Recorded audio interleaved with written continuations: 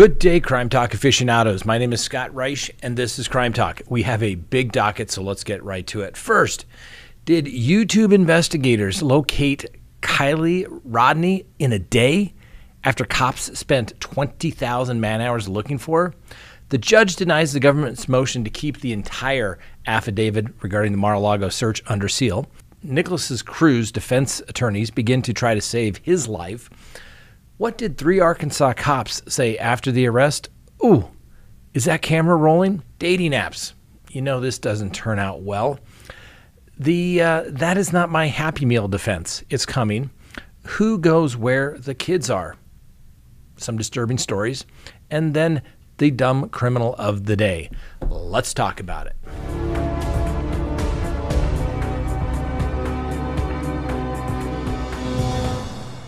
Good day, everyone. My name is Scott Reich. Thanks for watching. Yes, we are back in the Crime Talk studios, returned safely, and let's get down to business. First, you know the drill. Subscribe if you haven't, like if you do, leave me a comment, hit that little bell so you get notifications, and remember, you can download us on any of your favorite podcasting apps so you can listen anytime you want.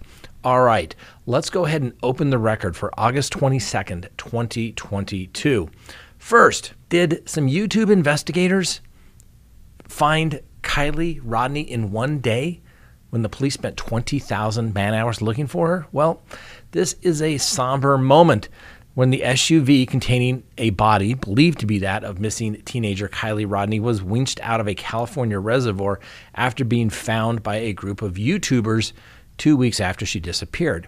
Now, the footage shows the Honda CR-V being dragged from the Prosser Creek Reservoir on Sunday night, a stone's throw away from a campsite party where the 16-year-old had been at on August 6th of this year. Rescue workers were filmed pulling the vehicle partly out onto the shore before covering it with a blue sheet and taking it away on the back of a truck. Rodni was last seen shortly after midnight on August 6th, leaving a high school graduation party at Prosser Family Campground, telling her mother she was returning home.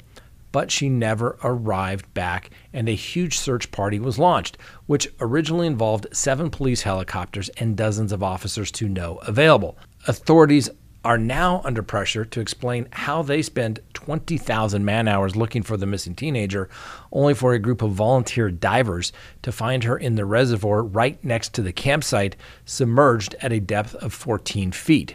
Now, a dive group called Adventures with Purpose, who built up a YouTube following after they began to solve a string of missing persons cases, told authorities yesterday that they had discovered an SUV and a body thought to belong to Rodni. They spent less than a day searching the same body of water police claimed to have ruled out. Now, Rodni's family said they were waiting for clarification from officers on Sunday night before addressing rumors surrounding the find. As dusk fell on Sunday night, the silver CR-V was slowly winched out of the reservoir. A large crowd of officials stood to watch as the SUV was dragged towards the shore, emerging from the depths. Now, the Oregon-based group Adventures with Purpose said it was submerged in 14 feet of water and confirmed that they found human remains. Now, as the Honda came closer to the shore, officials waded out with a blue tarp to cover the vehicle and prevent items floating away or images being captured. It was dragged out onto the muddy shoreline, ready to be winched on a truck and taken away for further inspection. Now, on Sunday night, the sheriff said they were still working to identify the body and would release more details Monday morning. As of the filming of this video, an update had not been provided, but I think we can use our common sense, and more than likely, unfortunately, it is probably Miss Rodni, but we will wait for official word, obviously. Now, Placer County Sheriff's Office released an update early on Sunday showing how they had 7 officers and 7 helicopters in the hunt for the missing 16-year-old girl. They also said that they had scanned through nearly 2,000 tips in 2 weeks for the hunt of the youngster after she disappeared from the party. Now, the body of water was an area cops previously ticked off the list of possible places she had ended up after the event. Her cell phone last pinged around 12:30 a.m. near the campground's reservoir after she texted her mother to say that she was headed home. Her family runs the Lost Trail Lodge, a small hotel on the property where they live roughly 12 miles from where Rodni's body was allegedly found. Now, Adventures with Purpose wrote on their Facebook on Sunday, "We just found Kiely Rodni. Car is upside down in only 14 feet of water. We have confirmed Kiely is inside." They added, "Family notified, law enforcement on their way, more updates to follow." A source within the group said that they had found the vehicle with the human remains inside, and a dive group spokesman said the police told us they did a rigorous search of this body of water. They gave us a grid map and made us confident we didn't need to search here. But he said within just minutes of looking again, fellow diver Nick Rinn found the car and the remains inside. He said, "I went down and did my inspection. I saw the vehicle upside down, verified the license plates, that there were remains in the vehicle. Then I came out, we called the family and authorities and let them take it from there." He added, "Now the water has receded and we're seeing the vehicle went farther into the water than maybe the police thought. When a vehicle goes in the water, it has an air trapped in it for a while, so it will float for a little while before it fills with water and sinks." Now, a spokesperson for the family said at this time the family has no statement on the social media rumors from the reports on Sunday, and if and when law enforcement has a response, they will proceed accordingly. Now, the Placer County Sheriff's Office said on Sunday night, "This afternoon, volunteer search group Adventures with Purpose notified us that they have found a car and a body in the Prosser Reservoir." The Nevada County Sheriff's Office, Placer County Sheriff's Office, FBI, and allied agencies are at the scene to investigate the findings. Now, the identity of the decedent has not been confirmed. This is a developing situation, and we will provide updates as we can. They will hold a press conference on Monday morning for further updates. Now, Adventures with Purpose began searching for her on Saturday. The group travels around the country helping solve cold cases. "When you miss a loved one or a friend and you don't know, it's a nightmare," said Doug Bishop, Adventure with Purpose team leader. Now, Mr. Bishop said the team was in contact with local authorities and Rodni's extended family. Bishop led a 6-man team, which immediately began searching Donner Lake, believing that their approach and the fresh eyes could be of use. With 15 to 20 million viewers per month, there was an overwhelming demand, not only by multiple different agencies, all of our supporters, he said. Now, Nick Rinn, a certified diver, reported they were trying to find new areas to explore. "We're taking out resources and the intel that we've been provided, and we're trying to see a different avenue, different place to look," basically. On Saturday, they searched Donner Lake for more than 2 hours and investigating several areas where Rodni's car could have entered the water. The team checked out a couple of ponds in the Coldstream area, but Bishop said they were too shallow. They then went to the Boca Reservoir, putting 2 boats in the water where they searched for several more hours. There's multiple roads that lead here directly from Prosser, according to Mr. Bishop. Adventures with Purpose said they were thinking out of the box on Saturday, concentrating on areas that have not been checked out yet. "It's tough," Bishop said. "I don't want to find her. If she's here and something has happened to her, I do. I want to be able to provide the family and the community with answers so they can properly lay her to rest." Now, on Sunday, they moved to the Prosser Creek Reservoir and found her remains, they believe. Now, this comes after California and Nevada police combined local sex offenders lists for suspects in the disappearance as investigators exhausted more leads in the frustrating search for the missing teen. The FBI pitched in as well, helping area cops chase down 1,562 dead-end leads in the search for the blonde-haired teenager.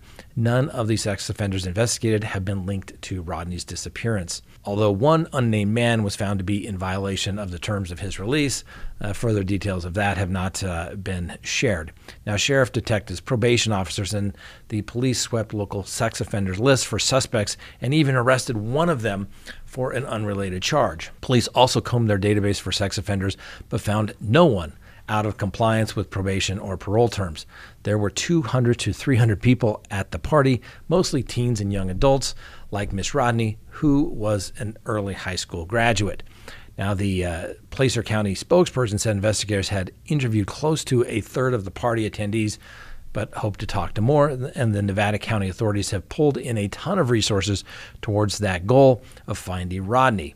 Now, investigators have logged, like I said, 20,000 hours in the search. Now, the police spent a lot of time focusing on the clothing of Rodni because they thought that there was some sort of foul play taking place, and obviously that did not turn out to be what apparently happened. Now, this is actually more common than you would actually believe. We had a case here in not far from where our offices are located where a woman literally just disappeared. And one day there was some sort of retention pond that had receded, and they found the car. She had driven in there. It was snowing, and, what can you actually do? Anyway, so this happens. But this brings us to our quote of the day. The quote of the day is, assume nothing, okay? I was told by one of my mentors, and he said basically, assume nothing. Whatever's on the police report, don't assume that that's what they're going to say unless and until you go hear it from them personally. Don't assume that the theory that you are working upon is correct, right? We've all heard of that assume means, it makes an ass of you and me. Now, I'm not saying the police did a bad job, but it's clearly somebody missed something where this investigative group from Oregon comes down and with a matter of a day searches the same area. So the police were headed down a particular route. They believed it was foul play. They didn't believe it could have been an accident. And who knows, maybe there was some foul play. I don't know yet. But the reality of it is, it's a shame that sometimes when they focus, they put all those resources on hunting down people that were sex offenders who'd done nothing wrong and basically shaking them down to see if they had done something, when it turns out it may have just been an actual tragic accident. It just goes to show you, sometimes the professionals don't always know everything, and you have to step back every now and then and maybe have a fresh set of eyes look at it. And when everybody focuses on a specific theory, they oftentimes don't look at what may be taking place. They just look for facts to support their theory. There's a fancy word, but really what it comes down to is sometimes people just follow their bias, and they believed in this case, it must be a bunch of sex offenders who did this, or at least one, right? Turned out they got it completely wrong. Assume nothing, ladies and gentlemen.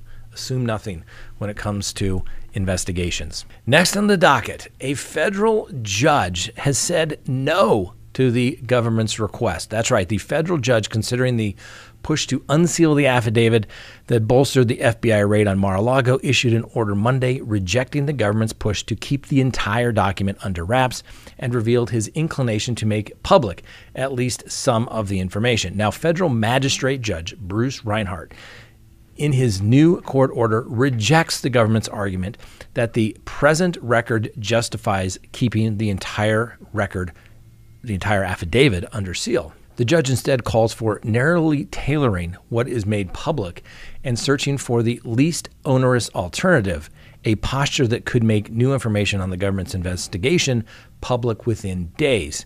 Now, it came in an order where the judge signed off the FBI search warrant for parts of the former president's home and golf club. Now, the government argued there is a significant likelihood that unsealing the affidavit could then impede the ongoing investigation through obstruction of justice and witness intimidation or retaliation. Well, guess what? That's always an issue in any case. But guess what? So many people are going to be watching. Do you really think that that is going to take place? The government also said it would likely harm legitimate privacy interests by directly disclosing the affiant's identity and providing evidence that could be used to identify witnesses. Well, guess what? When you sign an affidavit for a search warrant and there's ultimately charges coming down, that's going to be made public anyway. It will be unsealed.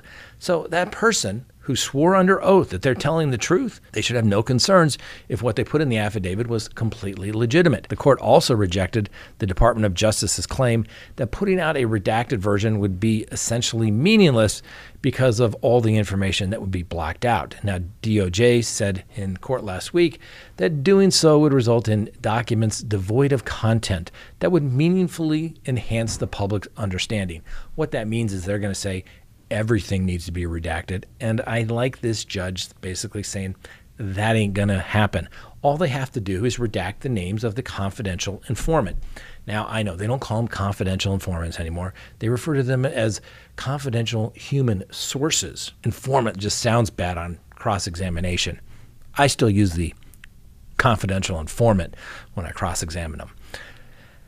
Anyway, so it's going to get released. It also sounds like the redactions should be held to a minimum amount of redactions. Now, I cannot say at this point that partial redactions will be so extensive that they will result in a meaningless disclosure, but I may ultimately reach that conclusion, the judge said in the order, kind of hedging his bets a little bit there. He also said the affidavit, in its unredacted form, discloses sources and methods in the ongoing investigation. Mr. Trump, former President Trump, has been fuming since the unprecedented raid, which also appeared to trigger boost for Trump against potential Republican rivals, will spark a series of fundraising pleas by the former president. He noted neither former President Trump nor anyone else purporting to be the owner of the premises has filed a pleading, taking a position on the intervener's motion to unseal. A position keeps Trump's team from being able to basically be there in any disputes over redactions. Now, procedural documents unsealed last week described an ongoing investigation as investigators probe potential obstruction of justice or potential violation of the Espionage Act, which contains sections of willful mishandling or taking of government documents. It is alleged that the chaotic final days of the Trump White House that came before federal authorities would ultimately retrieve 15 boxes of information from Mar-A-Lago that came before the FBI raid this month. Now, members of the White House Council had told former White House Chief of Staff that about 24 boxes of materials in the White House residence needed to be turned over to the National Archives. But top aides were busy dealing with a slew of issues, including a flurry of pardons that Trump issued, including one for former aide Steve Bannon and one to Albert Pirro, the former husband of Fox News host Jeanine Pirro. Former Chief of Staff Meadows in his last weeks also prodded federal law enforcement agencies to declassify a binder of Crossfire hurricane materials from the Russia probe, including texts from FBI lovers Peter Strzok and Lisa Page, who had become a fixation on Trump. And, you know, he was the guy that said there's no there, and it looked like they knew early on. Now, what I really want to note in this particular order that the court brought forth was that he states in his order, quote, numerous interveners.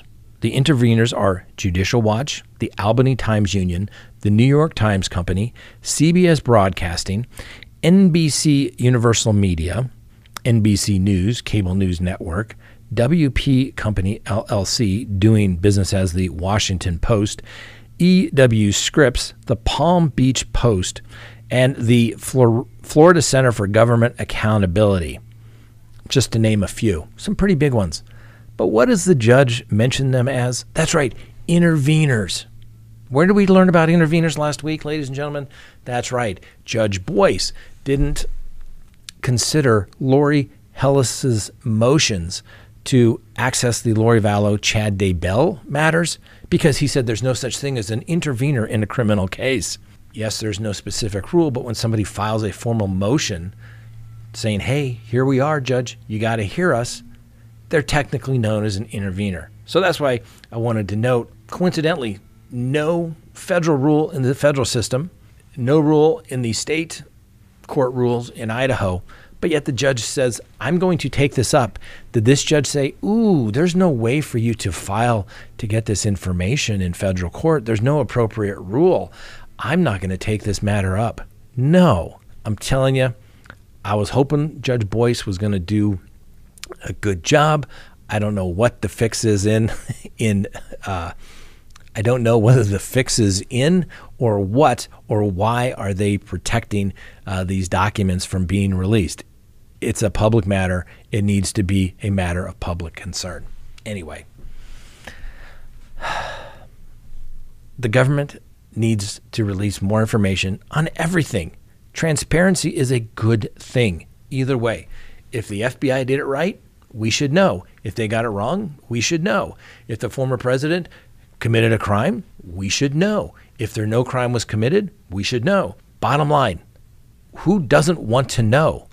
And it's not going to interfere with the government's case or their give away their methods. The methods are simple. The government goes, they interview people, they threaten them with prosecution normally, and they give them something in exchange, i.e. normally their freedom to provide information on another person. Sometimes it's the truth. Well, sometimes, quote of the day, assume nothing. Assume nothing, ladies and gentlemen. I don't care who's saying it, whether it comes from President Trump's mouth or the Department of Justice. Assume nothing. We want to see it for ourselves. We want to be able to question it. We want to be able to subject it to cross-examination. Next, the defense team for the Parkland school shooter is set to begin their case. They're expected to give their opening statements, and they're going to try to paint a picture of a tragic childhood of their client who murdered 17 people 4 years ago. Now, Melissa McNeil is Cruz's lead public defender. She's expected to give her opening statements, and she deferred presentation from the start of the trial about a month ago. And this is basically an attempt to basically let the prosecution do their thing, and it doesn't allow them to, the defense, to tip off where they're going for their mitigation case. So their team is hoping for Mr. Cruz to get off with a sentence of life in prison rather than the death penalty. She and her team will then begin laying out their 23-year-old client's life history, which goes back to his birth mother, Brenda Woodard, abuse of alcohol and cocaine during her pregnancy, leading to possible fetal alcohol syndrome. They will also cite his severe mental and emotional problems, his alleged sexual abuse by a trusted peer, the bullying that he endured, and the adoptive father's death when he was 5 and his adoptive mother's 4 months before his attack on Parkland's Marjorie Stoneman Douglas High School. Now, McNeil's decision to delay her opening statement appeared as part of this bigger strategy to deny or lessen anything prosecutors told the jurors. He pled guilty in October to 17 counts of first-degree murder. The trial is only deciding his sentence. The 7-man, 5-woman jury will consider whether the prosecutor's aggravating circumstances outweigh the defense's mitigating factors. The defense is going to say, look, you saw what happened. We're not going to argue that. It was horrible. That was awful. That was horrific. What other adjectives you want to come up with, right? But then the defense will add, he never had a chance. And because of that, his victims never had a chance. So for Cruz to get a life sentence, the defense only has to persuade one of the 12 jurors, but they will have to do it on all 17 counts, one for each victim. It is possible, for example, a reluctant juror might be pushed to vote for death on a victim whose maybe surveillance video showed Cruz shot multiple times as they lay wounded and helpless. The defense will try to overcome the horrendous evidence laid out by the prosecution, and as you may recall, the jurors visited the fenced-off building that Cruz stalked for 7 minutes, firing about 150 shots down hallways into the classrooms. The jurors saw dried blood on the floors, bullet holes in the doors and windows, and remnants of Valentine's Day balloons, flowers, and cards. That is going to be some pretty tough evidence to overcome and say, ooh, boo-hoo, he had a bad childhood, therefore he should not get death. Okay? A lot of people in the criminal justice system had crappy childhoods, ladies and gentlemen. It's not a defense. It doesn't excuse the conduct, but it helps explain how you got there. The question is that enough for the shooter, Mr. Cruz, to get life or the ultimate punishment of death? It's a tough call for those jurors. I know it's easy to sit here and say, oh, if you harm somebody, and if you're convicted of a homicide, you should get death. Probably not warranted in all circumstances. But 17 victims? Oh, it's going to be tough. Remember, these jurors have to go back into their community and say and justify what they did or did not do. Tough road. Tough road for everyone involved. I wish those jurors well to have to sit there and actually look at somebody in the eye and tell them you get the ultimate sentence. What did 3 Arkansas police officers say after they allegedly arrested the individual, maybe did a couple of punches? Ooh, is that camera recording? Yeah, it's not a joke. It really happened. 3 Arkansas cops were suspended after video of them emerged brutally beating an arrest suspect at a gas station, sparking some angry reaction across the country as the footage circulated. Now, cops said Randall Worcester was making threats to a convenience store worker in Mulberry near Little Rock on Sunday morning When several officers went to confront him, he allegedly pushed a deputy to the ground and punched the back of his head, leading to the arrest seen in the clip. But footage showed 3 officers brutally beating the suspect. One officer seen repeatedly striking him in the head with clenched fists even after he was restrained, and at one point lifts and then slams the man's head into the concrete ground. Another is shown kneeling on the man in the back and his leg. Now the officers are shown aggressively pinning the man's head down and holding his hood over his face while striking him. At one point in the video, the officer shouts and points at the person filming the incident. The identities of the 3 officers seen in the video were not immediately made available. Now the video was posted to Snapchat by Naomi Johnson, whose sister witnessed and recorded the incident on her phone. A stunned Jackson asked who she needed to send it to in order to report the officers for misconduct. Now, the Crawford County Sheriff, a guy by the name of Jimmy DeMonte, issued a statement Sunday evening saying 2 county deputies were suspended in the state police investigation into the incident and the sheriff's office internal review. A Mulberry police officer was also suspended. He said, quote, "I hold all my employees accountable for their actions and will take appropriate measures in this matter," Mr. DeMonte said. Now, in a statement released Sunday evening, the Mulberry Police Chief, Shannon Gregory, said the officer involved in the incident is on leave pending the outcome of the investigation, and the city of Mulberry and the Mulberry Police Department takes these investigations very seriously. Police said the incident happened on Sunday at around 10:40 a.m. local time at the County Express on 1107 Georgia Ridge Drive in Mulberry, which is found about 135 miles northwest of Little Rock.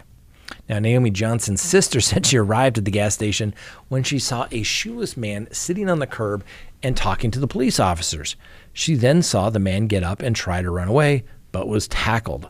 Johnson's sister reported that she thought the man seemed in mental distress, and Johnson's sister was in her car with a friend at the time. The pair can be heard in the footage shouting at the officers to stop punching the man. The audio is difficult to pick up from the footage, but it sounds like one of the officers tells the people in the car to back the F up. Now, Worcester of Goose Creek, South Carolina, was arrested and taken to a local hospital. He faces charges of terroristic threatening, resisting officers, and other assault charges, according to police. Now, the Arkansas State Police spokesman Bill Sadler gave information on the incident, saying special agents of the Arkansas State Police Criminal Investigation Division are investigating the incident depicted in the video, which occurred about 10:30 a.m. today outside of the convenience store. And, of course, there was a bunch of other statements from mayors all the way to governor saying that they are shocked and outraged and that they're going to get to the bottom of this. You know, typical politician stuff. They're shocked and outraged. Can't believe this happened. This never happens. But when it does, we hold people accountable. Next, some more dating app stories. A Memphis man who arranged a date with 2 women online and then shot them both was convicted Friday on 2 counts of first-degree murder. A criminal court jury convicted 26-year-old Darren Walker after a 5-day trial, with both counts carrying life sentences.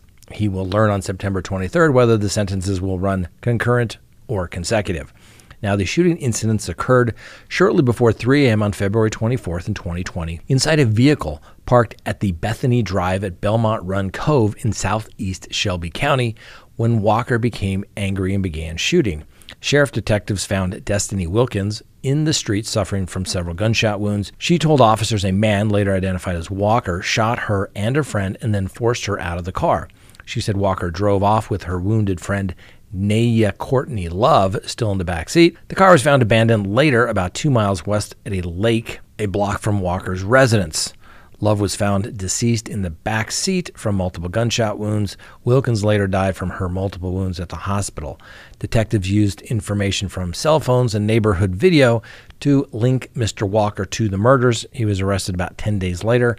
Walker was on a diversion probation charge for a previous kidnapping conviction at the time of the murders. Ladies and gentlemen, what have we said? Now, this case sounds a little hinky, I must say.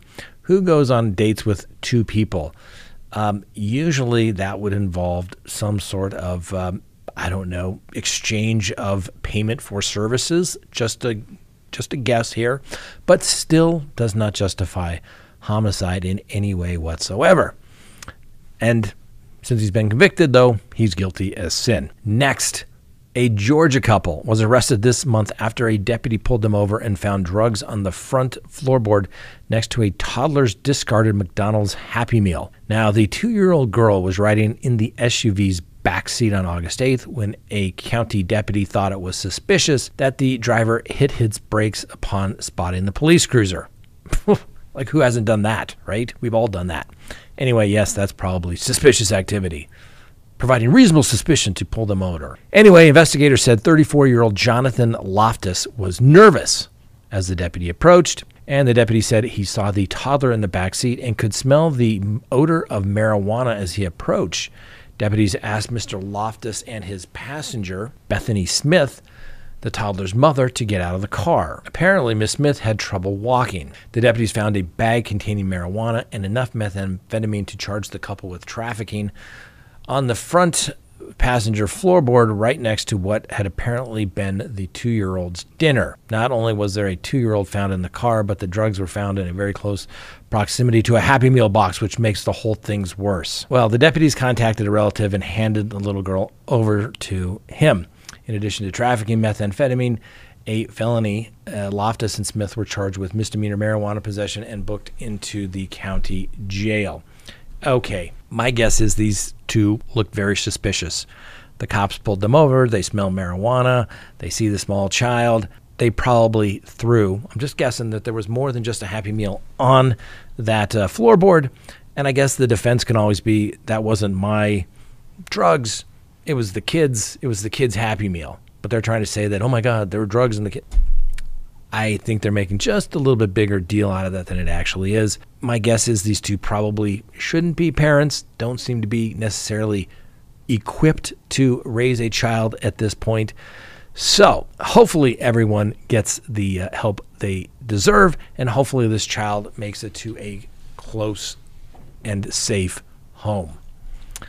Next, they're there because that's where the children are. A school employee allegedly sexually assaulted a boy several times after taking him into her home, and she would have done it more if she had her way, according to allegations from the Colorado Springs Police Department.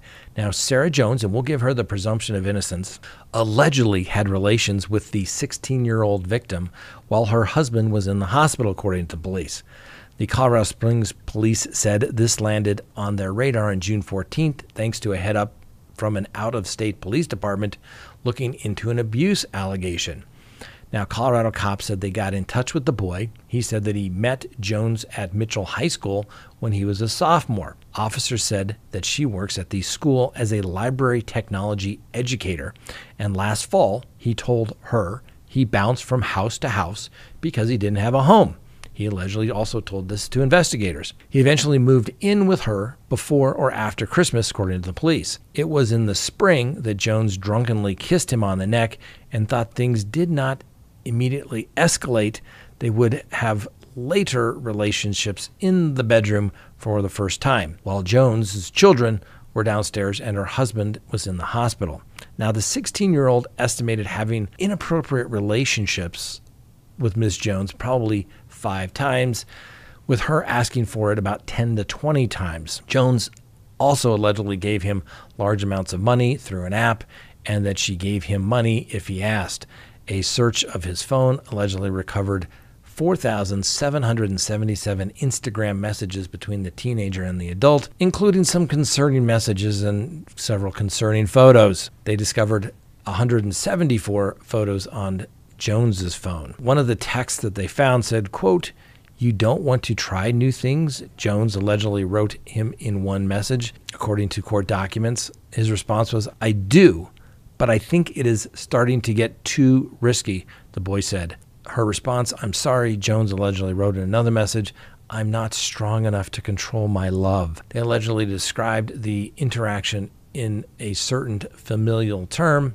"No," the boy allegedly wrote, "I want you as a mom. I mean, the other stuff can happen, but I want you as a mom. Babe, you have me as a mom," she allegedly wrote back. Police also discovered that Jones allegedly searched through her, and they found this through these search engine records, whether she could find out if somebody filed a police report against her. Other searches include signs you're under police investigation, and if I delete my Apple ID, can police access my iCloud account? Needless to say, Miss Jones was arrested for sexual assault on a child by one in a position of trust.